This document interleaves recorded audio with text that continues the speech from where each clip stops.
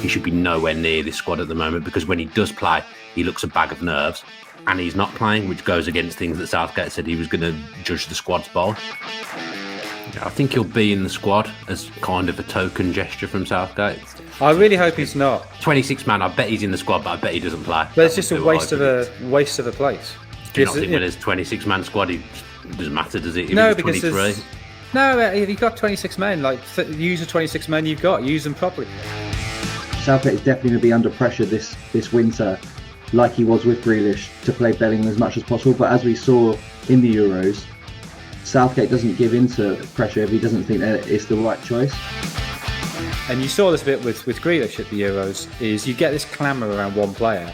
Oh, he's got to be in. Oh, well, no player has to be in. For football's not about individuals, it's about the system.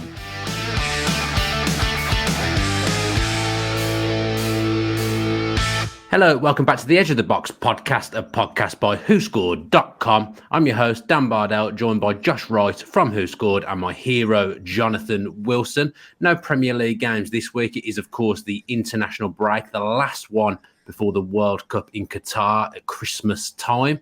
So what we're going to do this week is we're going to look at the picture for England, aren't we, Josh? We're going to look at how things are going, how the squad's shaping up, and then at the end, we're going to pick our own squads. Will the Who Scored squad be picked via the algorithm? By the algorithm, yes. So there's no could be anyone in there. could be anyone in that I think squad. It's okay. I think it's okay. Okay, looking forward to that. We're going to start then by looking at the goalkeepers. Obviously, Jordan Pickford's injured and not in this squad, but I think it's pretty undoubted at this point that he is Gareth Southgate's number one. Or am I wrong, Jonathan? Does his injury bring Pope or Ramsdale into contention?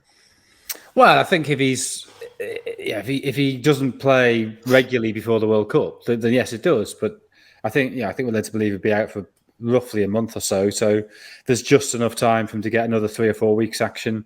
And he clearly is Southgate's number one. I don't think he's ever played badly for England. I think he's had some excellent games for England. I think his distribution is really important, how England play.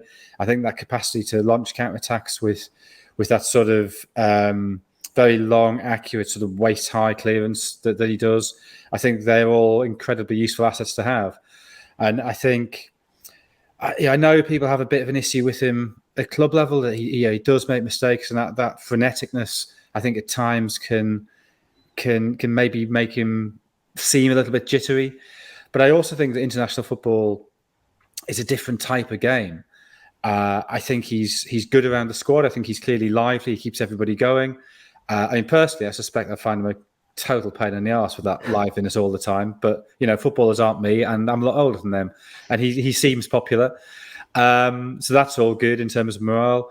But I also think that any little advantage you can get in international football makes a huge difference. I think one of the things England did really well at the last World Cup was to be very, very dangerous from set plays. I think that's an easy win for an international manager.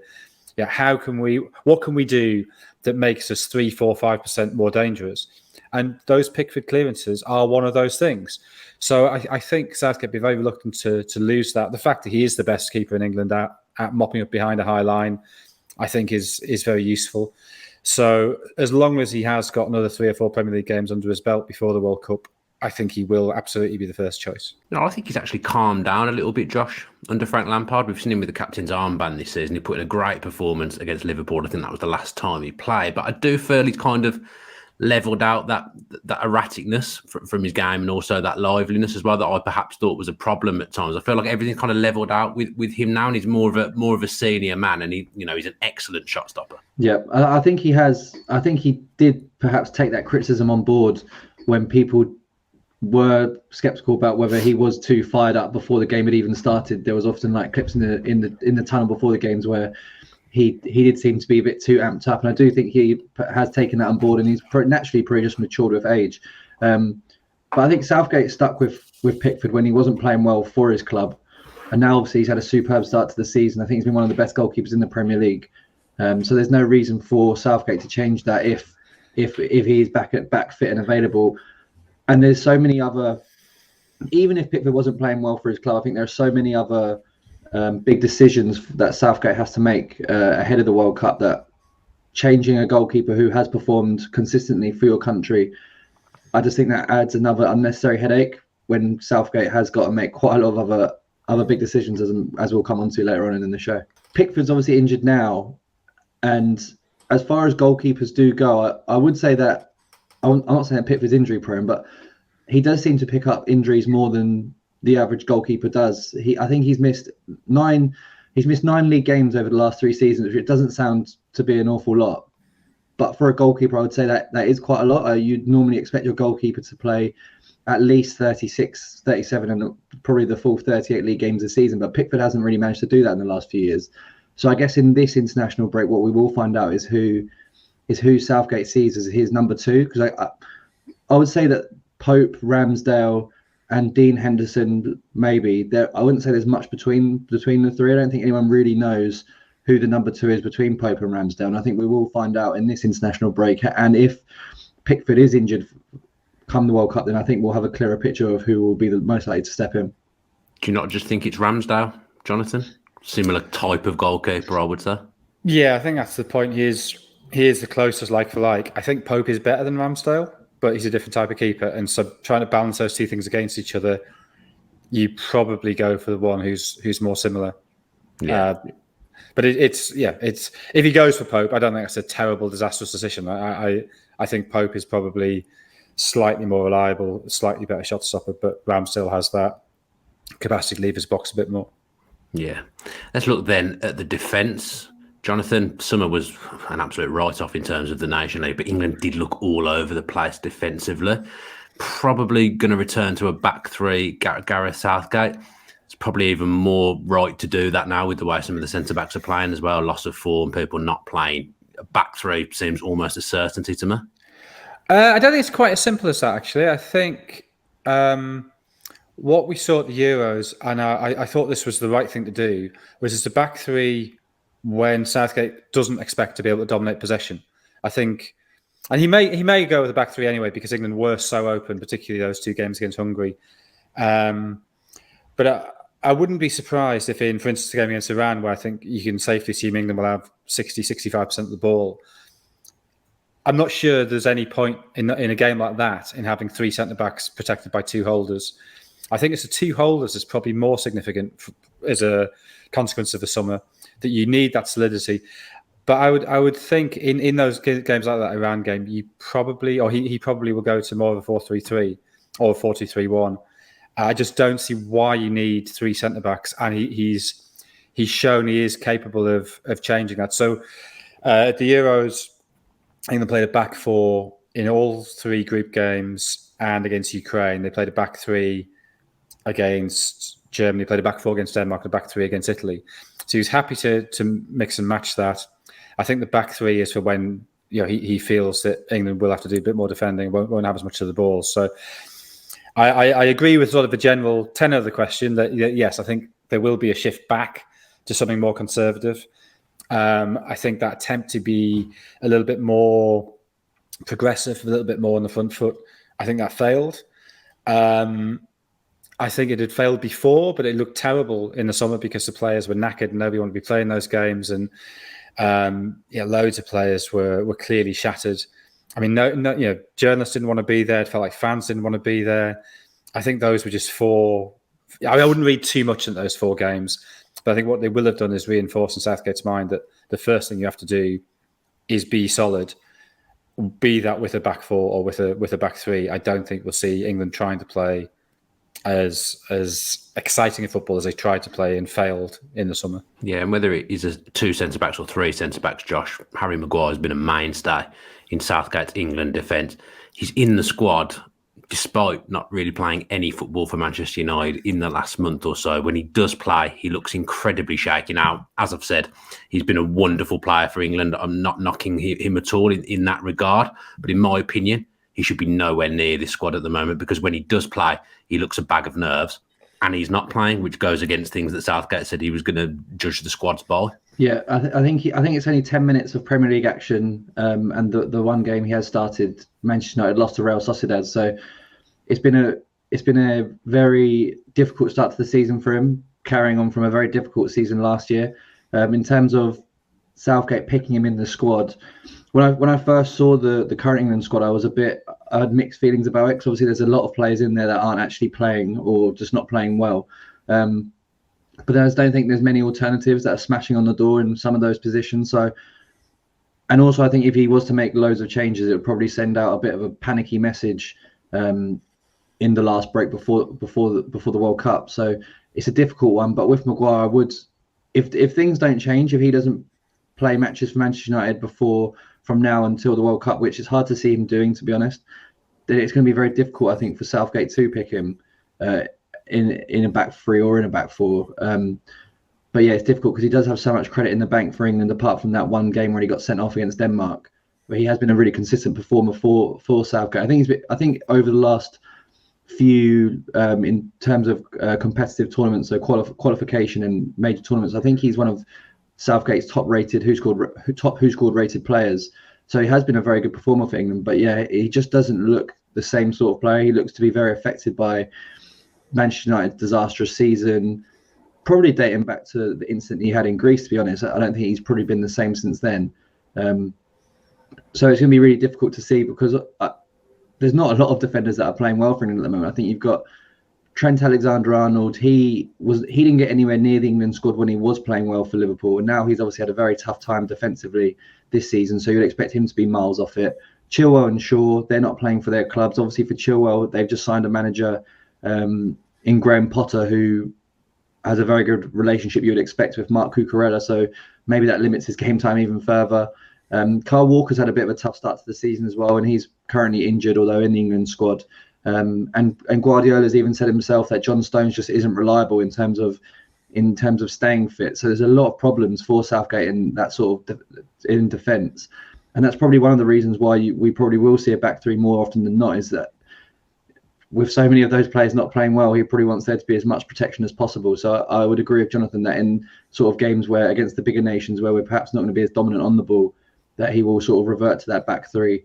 And I mean, if I was to pick the defence right now, it wouldn't feature Maguire. It would probably have Reece James as the wing back, and then, well, it depends if you want Kyle Walker in there, but I'd probably go for Reece James, John Stones, Eric Dyer, and probably Tomori with Trippier as the left wing back. But I imagine that could completely change by the time the World Cup rolls around. But yeah, for Southgate, hopefully some of those defenders start playing and also play their way into form. The difficult thing I've got with it is that I understand that someone's got credit in the bank, but if they're not playing and when they play, they're bang off form.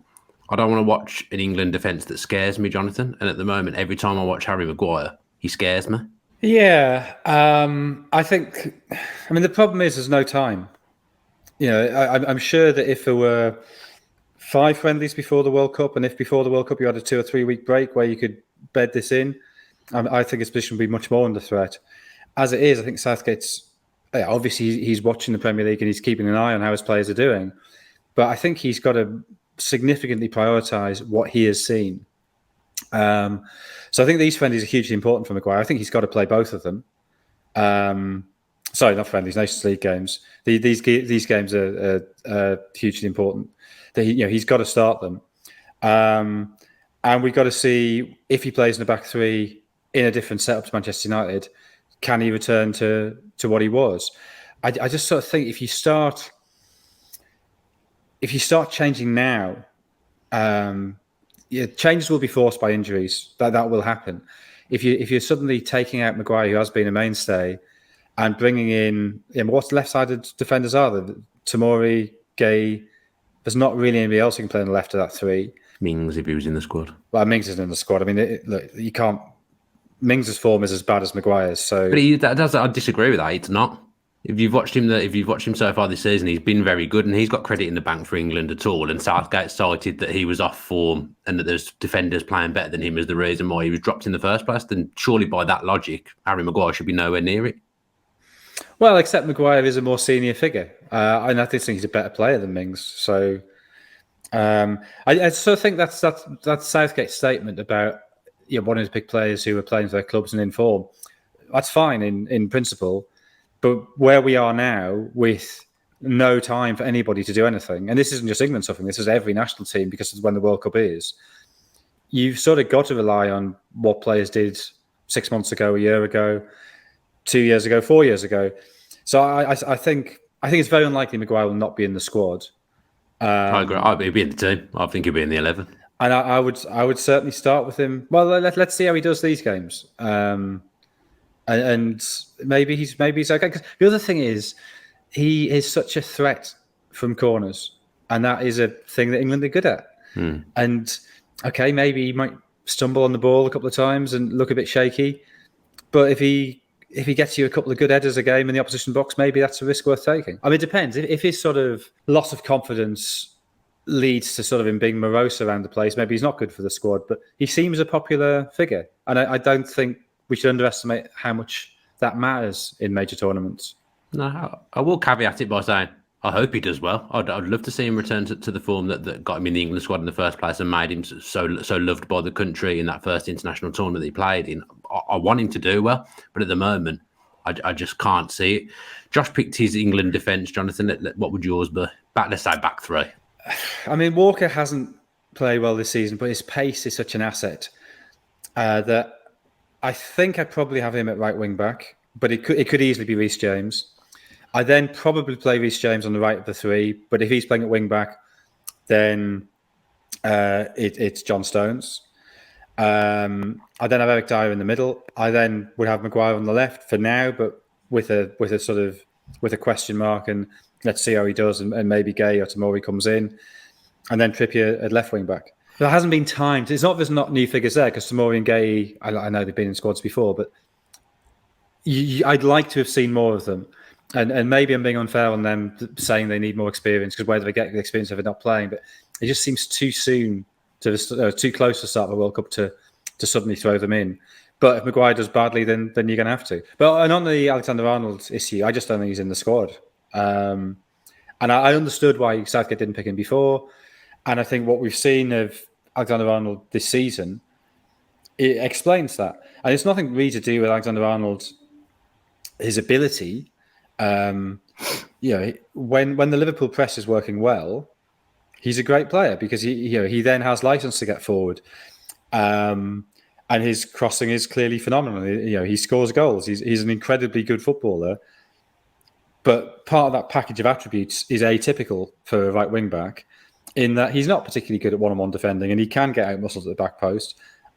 What you have to do is put him in a system where that doesn't matter. And Liverpool's system working well, that doesn't matter because the opposition can't deliver those balls to the back post with accuracy. They can't pop the balls in behind them with accuracy because the press is shutting them down. So if you think back to the COVID season, when Liverpool lost away to Real Madrid at that game at the Real Madrid training ground, and two of the Madrid goals in the first half were very simple Toni Kroos passes in behind Alexander-Arnold. What everybody went on about that day is, oh, look, Alexander-Arnold, he can't defend. That had nothing to do with his ability to defend. It was because he was caught up a pitch and the press wasn't good enough to stop Kroos playing that pass. So that's a perfect example of what happens when the press isn't good enough. Now, England's press is never going to be as good as Liverpool's press. It can't be because they don't train together every day. Liverpool's press is a very, very fragile thing, as we're seeing this season, as we saw in the COVID season. When it works well, it allows you to say to Alexander, just play as a right winger almost, keep going forward, use those attacking attributes. International teams don't have that luxury. Now, if we were 20 years ago and there wasn't a great sort of catalogue of other right backs, then yeah, Alexander-Arnold would be in and you try and fiddle it around and you try and get him to sit a bit deeper. But Kyle Walker, Reece James, Kieran Trippier, any of those three, in England terms, give you a better package of attributes than Alexander-Arnold does. Yeah, I think he'll be in the squad as kind of a token gesture from Southgate. I really hope he's not. He'll be 26 man. I bet he's in the squad, but I bet he doesn't play. But it's just a waste of a place. Do you not think when there's 26 man squad, it just doesn't matter, does it? No, because 23. No, if you've got 26 men, use the 26 men you've got, use them properly. Say that Walker and Reece James both get injured, but you can play Trippier on the right, and then Chilwell plays on the left. You could even, if things go really badly with injuries, you could play John Stones as the right wing back, and also it's Saka as well. Saka, yeah, absolutely, yeah. You could even play Jordan Henderson there if you had half a dozen injuries, and also the group stage if we're doing that. It's probably for certainly some games, it's going to be a back four. In which case, you definitely don't want an over-attacking right back. And then I know Ben White's not in this squad, but if Ben White were in the squad, he could play at right back. So there's plenty of options to fill in at right back if things went really badly wrong. I don't know why you would bring in a player, no matter how talented, for no other reason than a sop to, angry tabloids and angry Liverpool fans. Right then. I mean, you may get some angry Liverpool fans on your timeline in the coming week. Why? Okay. Surely, why not rest him? Why not give him a month off in the middle of a season? To be fair, if I was a Liverpool fan, I'd be buzzing if he wasn't going. Yeah, you do get that month off, don't you? Along with Salah, yeah, he's an important player for Liverpool. You'd be really pleased. I get what you're saying because it could be a complete waste of time for him going away for that month because it's clear that Southgate doesn't fancy him, doesn't think he fits in with what he's trying to do, and playing for Liverpool is very different for playing for England. So I understand what you're saying. Now, if we haven't scared you with our review of the defence, let's look at the midfield, Josh. Another problem area for England at the moment. It feels like everywhere we turn, there's issues for Southgate at the moment. Yeah, it really is. I mean, midfield seemed like a real strong point for England probably about 6 months ago, but now it doesn't even feel that way. I looked into the WhoScored ratings for the top rated English midfielders, and Jude Bellingham is number one with a rating of 7.43, and second is James Ward-Prowse with 7.02. So if you think about the gulf in those ratings just from 1 to 2, it doesn't really paint a great picture. And I think coming in at 10, I think Jacob Ramsey finishes off at 10 and his rating's only 6.70. So to get into sort of like a top 10 of the best rated English midfielders with that sort of rating, it doesn't scream amazing. I mean, the players are quality. It's just that they're just not playing well at all, especially with Calvin Phillips, as we'll talk about in a minute. He seems to be really struggling with this sort of strange shoulder problem that he's carried on from at Leeds. It seems like he's going to have surgery this week or soon anyway, and may or may not even recover in time for the World Cup. So that's another dilemma for Southgate. Even though he wasn't playing for Manchester City, I do think that Southgate would have been absolutely desperate for him to be in the squad, just because he's a sort of a one-of-a-kind profile that England really have in sort of the way that he plays. And without him, I would be massively concerned in certain sort of games. But yeah, it's a big issue. Declan Rice, who you would say is the guaranteed starter in that midfield, he's not even having a great season either. So yeah, problems in pretty much every single position for Southgate at the moment. Is it a case now, Jonathan, of it's just time to play Bellingham? He's in form. He's England's future. He's a sensational player. You kind of do need to refresh it in certain areas. So we're saying about stalwarts, perhaps like Maguire, you don't want to change too much. But also there is an argument that you do need to refresh things a little bit. And Bellingham in that England midfield would give us something different. And he is an exceptional talent. Yeah, I mean, the issue is he too much of a box-to-box player for the role he'd have to play? I think in a 4-3-3 against the likes of Iran, where England will have the ball, absolutely, yeah, he should be there. You have a holding player, and then you have two, more creative, more aggressive players either side of that holding player. Bellingham and Mount, I would assume. Yeah, I mean, against Iran, that would seem completely logical. Yeah, if it's a back three with two holders. I genuinely don't know. Does he have the discipline to do that? If he does, he's great. Probably got the intelligence to adapt his game. He's so mature for his age. It's not how he plays week in, week out. So that's something that Southgate will know from training, and maybe from these games coming up. I get why he liked. There's the clamour around Bellingham at the Euros. I get why he went Rice and Phillips. It worked. You can't argue with it. Yeah, and they complement each other well. They both naturally sit deep. Rice is good at carrying the ball. Phillips has that great range of forward passes. He's very good at playing quick forward passes. His capacity to sort of assess where people are on the pitch as the ball comes to him and then play that pass is probably better than any other England player, and that's a really, really useful attribute to have. And the truth is, I just don't know whether Bellingham can do that. If he can, well, brilliant. Yeah, absolutely get him in. If he can't, what worries me about him, and you saw this a bit with Grealish at the Euros, is you get this clamour around one player. Oh, he's got to be in. Oh, well, no player has to be in. For football's not about individuals; it's about the system. And it's about picking the best players for the best system. And maybe he does fit in that 3-4-3 or 3-4-1-2. I'm not convinced by that. In a 4-3-3, he absolutely does fit. On the other hand, given that Phillips may not be fit and he isn't playing regularly, given that Henderson's had his injury problems and hasn't played particularly well yet this season, maybe he gets in almost by default because there's nobody else to play alongside Rice. It's a case for Ward-Prowse, Josh. Been a consistent performer for Southampton. I don't quite think he's at that level of international football. He's a great player, and his set pieces are wonderful. That would be a real weapon. Jonathan talks about advantages, Josh. That would be a huge advantage. But then England have already got good set piece takers in their side. Gallagher's probably not going to get in now. I think he was probably in the squad before the season started, but I think what's gone on with Chelsea, I think he's out now. It is a bit of a mess in there. You can pick Rice, but then who's next to him is completely up for debate.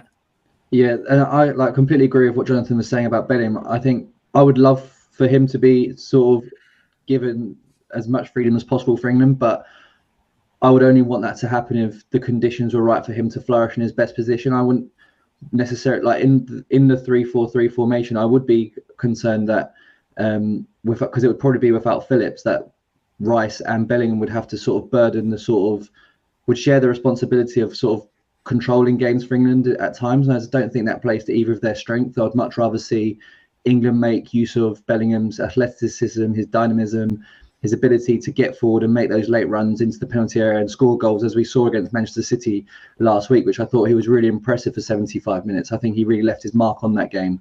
But in a 3-4-3 where he would have to do bits and pieces which don't necessarily suit his game down to a T, I wouldn't want that to be his first sort of exposure of proper international football. I'd much rather see us play to his strengths in that 4-3-3 formation, which we might not see all that often.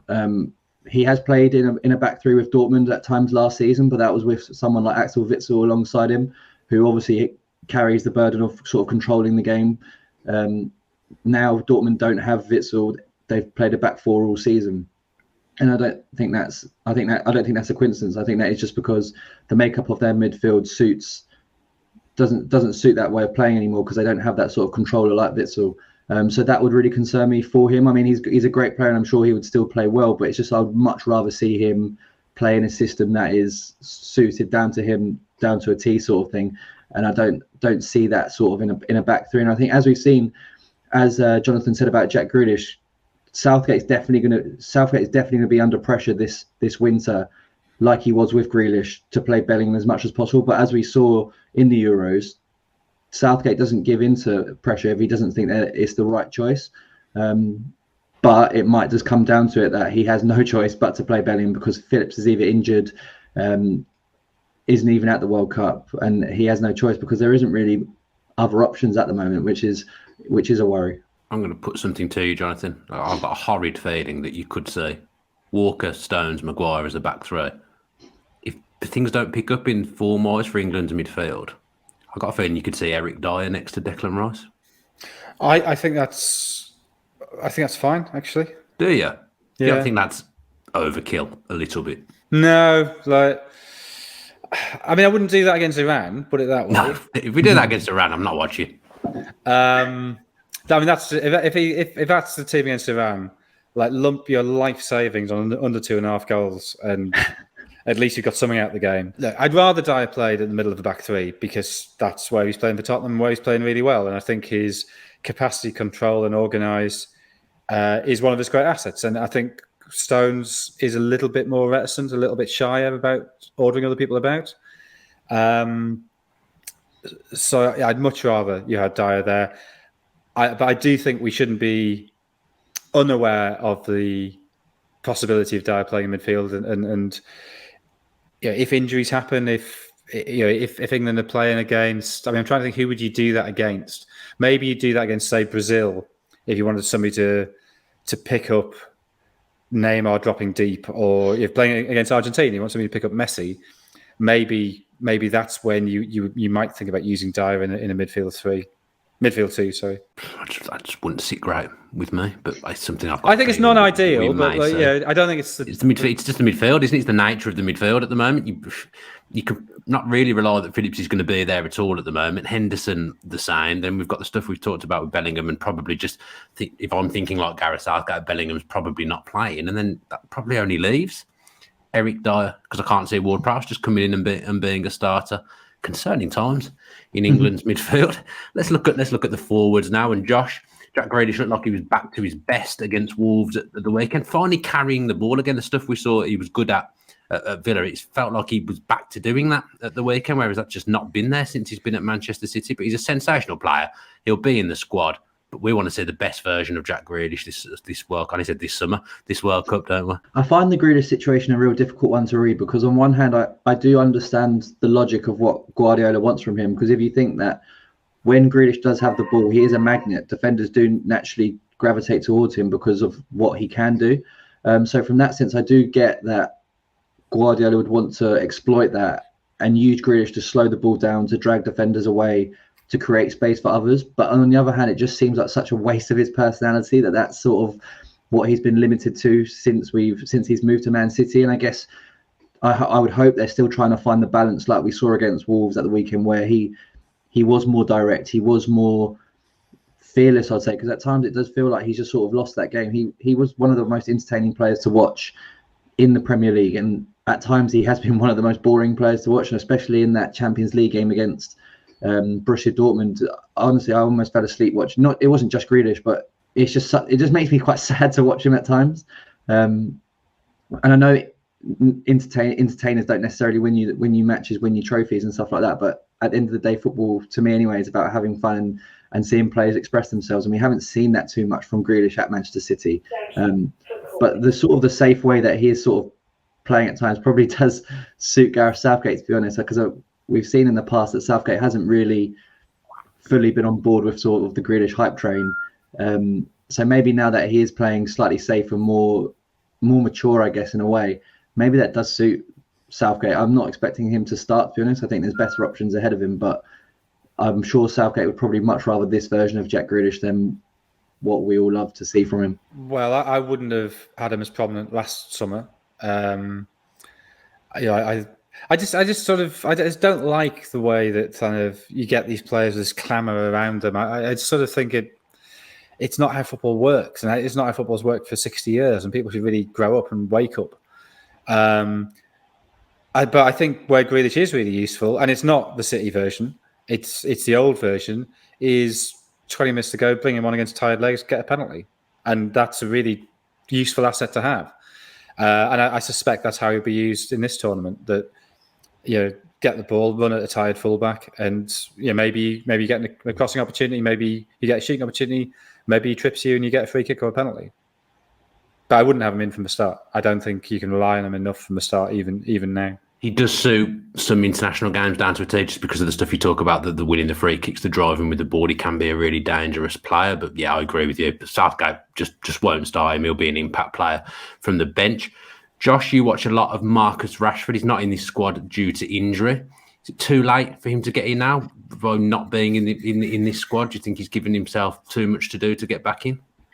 I don't think so. I think Rashford probably has the best chance of anyone that's not in the current squad of getting in the squad for the World Cup. I think Jarrod Bowen's place is probably the one that's probably up for grabs if you look at the current forwards, and maybe Tammy Abraham as well. But yeah, I'd say that Jarrod Bowen's the one that if he doesn't pick up his form, he was certainly fortunate to be in this squad.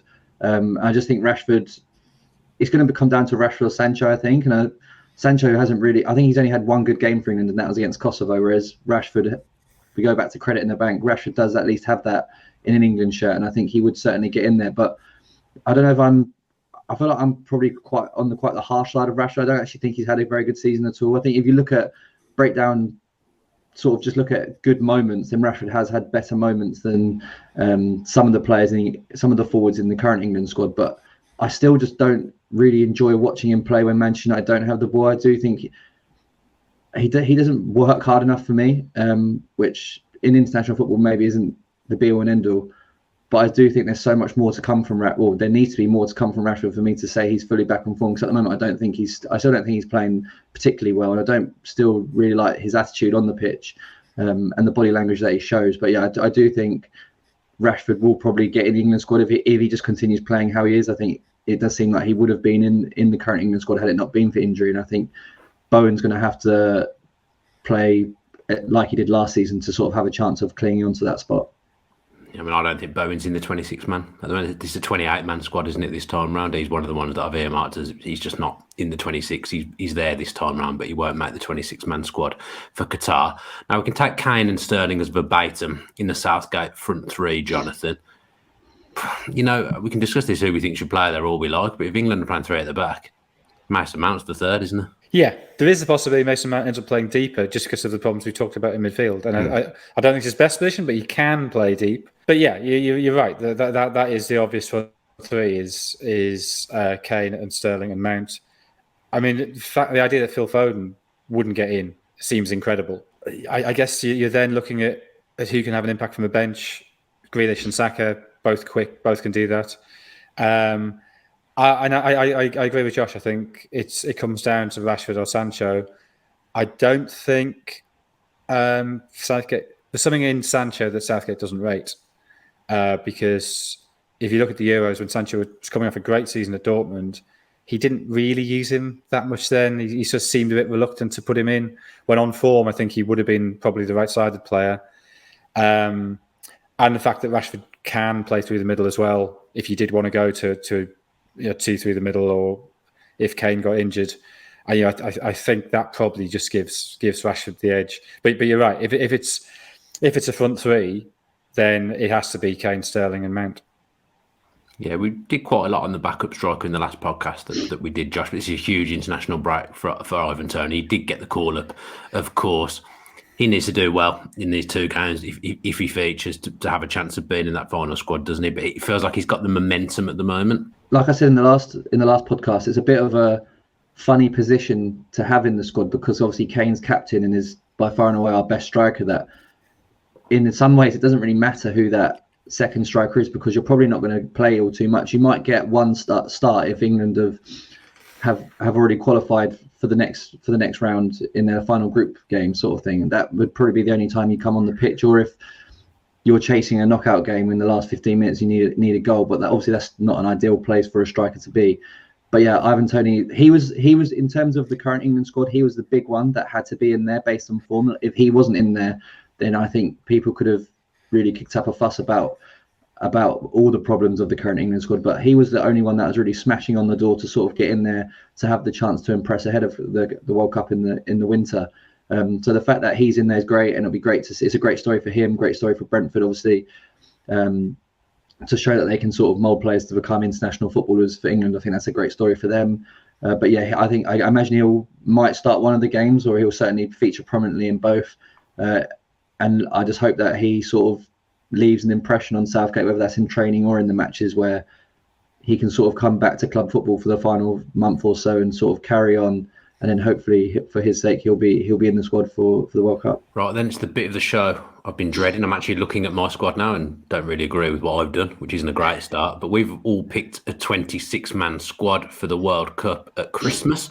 Josh, let's do the Who Scored algorithm-based squad first. Okay. I think just before I start, I saw. There we go. You got to get the excuses in quickly. No, this is sort of unrelated. But I saw sort of a story from Didier Deschamps about. He was asked, I think, whether he would take a 26 or 28-man squad, or like what sort of size squads he would take to the World Cup. And he said something interesting, that he wasn't sure, but he said that no nation is going to win if they take 28 players, because in some ways that can create more problems than it solves. Because there's more people to keep happy. And I think that was quite an interesting point that I hadn't thought of. But for this Who Scored squad, we've done it the same as what Southgate had at the Euros, 26-man, 3 goalkeepers, 10 defenders, half of those fullbacks, half of those centre-backs, 5 central midfielders, and then 10 forwards, obviously versatile ones that play on the wing, and sort of strikers. And the goalkeepers were Nick Pope, Jordan Pickford, and Dean Henderson. So Ramsdale missed out to Dean Henderson there. Then in defence, we had the fullbacks were, this is interesting, obviously this is based on this season's ratings, I should say. So obviously Ben Chilwell and Luke Shaw have basically not played at all. So we've got Kieran Trippier, Reece James, Trent Alexander-Arnold, Kyle Walker-Peters and Matt Targett. They're the 5 fullbacks. And then the centre-backs, again, interesting, as I said in the last podcast, the fact that there aren't many England defenders on form, and some of them aren't even playing, sort of open the door up for some sort of unusual ones. So we've got James Tarkowski. He obviously won't go, but he is having a good season for Everton, to be fair to him. Eric Dyer's one, Chris Smalling. And I didn't realise this at the time, but I said in the last show that Lloyd Kelly will be an England player in the next 12 months. He takes one of the spots. He's had a good season for Bournemouth, been really important for them. And then Joe Gomez, who obviously had a shocking time in the Champions League. But those ratings don't count. It's Premier League, but obviously still not had a great season, to be honest. But that sort of shows the sort of the standards that we're working with for English centre-backs at the moment. Then into midfield, we've got Jude Bellingham, James Ward-Prowse, Harvey Elliott, James Maddison and Declan Rice. James Maddison, to be fair, was perhaps another one that could be a bit disappointed to not get into the current England squad. I think in 2022, I think he's had a really good year, especially this season. Well, last season, Leicester weren't great at the back end of it, but he's sort of the one sort of Leicester player that can sort of come out with some credit from that sort of run. And in the forwards, we've got Harry Kane and Ivan Toney and Raheem Sterling. And then we've got Grealish, Saka, Foden, Marcus Rashford and Jack Harrison, which feels a bit weird because it doesn't feel like Leeds have played in about 6 months, but he had a great start to the season, so he just gets in. So yeah, that's our 26-man England squad, which I'm sure will cause a lot of talking points in there. Yeah, when I said the England squad should be done on form, forget that.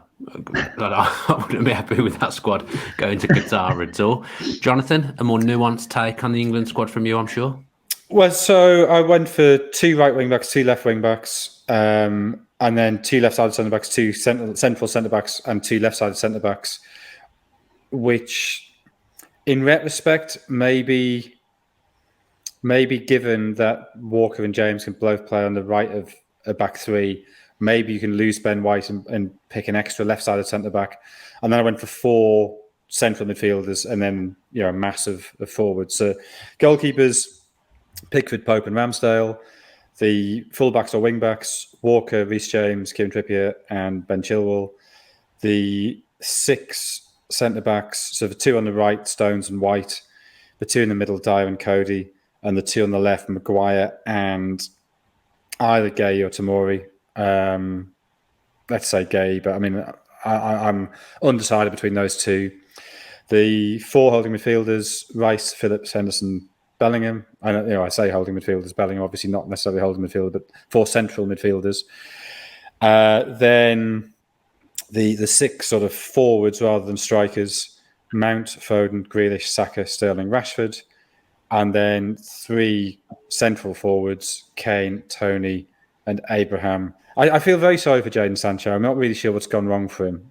I feel that when he was on form, he didn't really get his chance, and now that he's not off form, he's not going anywhere near. But I would have liked to have Sancho in there, so he's sort of with Tomori is the sort of the first wave of reserves. I think that's absolutely fine. I would be happy with that. I sort of do agree with the Sancho point as well. It is a shame that he's clearly such a good player, but he's not that he's necessarily showed it for Manchester United yet. And I do think that some of the praise for him this season has been a bit over the top as well. I think he sort of has disappeared after half time in sort of every single game. I think he's been subbed off in like the 60 to 70 minute mark in 5 of his 7 starts this season. And I think that is because he has sort of just gone missing in those sort of second half periods. But yeah, he never got, as Jonathan said, he never got close really when he was one of the best forwards in the world for Dortmund. So it's difficult to see that changing now. He's playing averagely for Manchester United. I'm just looking through my squad. I've made a mistake. I've left someone out. They were meant to put in this. I'm going to have to make a late change to mine. Oh God, what am I going to do here? There we go.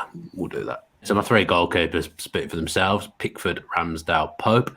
Then my defenders, I've got Trippier and Trent acting as the right wing backs, Chilwell as a left wing back, and then I'm just thinking Saka and Trippier can probably play there if needs be. Then Walker and Reece James as like the full backs / right centre backs. Then we've got Stones, Mings, Dyer, Tomori and Cody, which feels like an awful lot of centre backs, but I did kind of go off the way Gareth Southgate picked his last squad. Then in midfield, we've got Henderson, Bellingham, Rice and Phillips, the same as Jonathan. But then we've got 2 multifunctional players underneath in Mount and Elliott, who I've classed as midfielders, but they can also play in the front 3. And then attackers, I've got Sterling, Saka, Grealish, Foden, Kane, Abraham and Toney. So that's my squad. We should probably do a vote, shouldn't we, on the Who Scored Twitter, Josh? Might as well not bother putting the Who Scored one in there because no one's going to go for that one as the squad they want to go to Qatar. But we should try something with that, shouldn't we? Yeah, we'll do that. I've got the sort of the graphics, so there'll be a poll that'll go out on Twitter for you all to vote, and also you can put your own squads into the comments on YouTube as well if you have any of your own suggestions. Yeah, just when Jonathan was reading his squad out, when I was reading my squad out, I felt like a lot of defenders as I was reading out, a lot of centre backs. But I guess Southgate does like a lot of defenders, isn't it? And there isn't the midfield personnel to pick. They're the squads. Overall, then, Josh, how are you feeling going into the World Cup at the moment? I guess these next two games will tell us an awful lot. Maybe we'll feel better come the end of the international break. But at the moment, I'm not as confident as I was as the Euros. No, I think the tone for this podcast hasn't been particularly upbeat for England's chances, but I think it just comes part and parcel of England have just basically got a lot of players that aren't playing well. I think you can probably 3 players might be playing well in the current squad that you could really sort of put your hopes on, but that's obviously just not good enough. But obviously there's still a little bit of time left for that to change, and obviously I think we'll get a better sort of picture over these next 2 Nation League games. But yeah, I'm not buzzing about our chance at the World Cup, but I'm sure as it rolls around, I'll be a bit more optimistic. Jonathan, is it coming home? I mean, I think the mood is definitely lower than for the last 2 tournaments. I suppose it wasn't huge hopes out of 2018, but there just seems to be so many things we thought were sorted that have gone wrong, and all the stuff that was wrong hasn't been resolved. So then you sort of start looking at other teams, and I'm not really sure. Germany maybe are the ones who look like they have a system that works and a manager who's sort of progressive, but I do worry about how high that German line is. I'm not sure you can get away with that in international football. I don't see an outstanding team. I mean, I've seen with the bookmakers that Brazil and Argentina are favourites, which puzzles me slightly. But okay, I was gonna tip Brazil. If Argentina do it for Messi when he's 36, that would be an amazing story, and might help me sell some books. That does us for this week's podcast. Something different on Edge of the Box this week. Don't forget to subscribe to the channel with your post notifications on. Let's build those subscriber numbers ahead of the World Cup. Thanks ever so much for watching, and stay safe.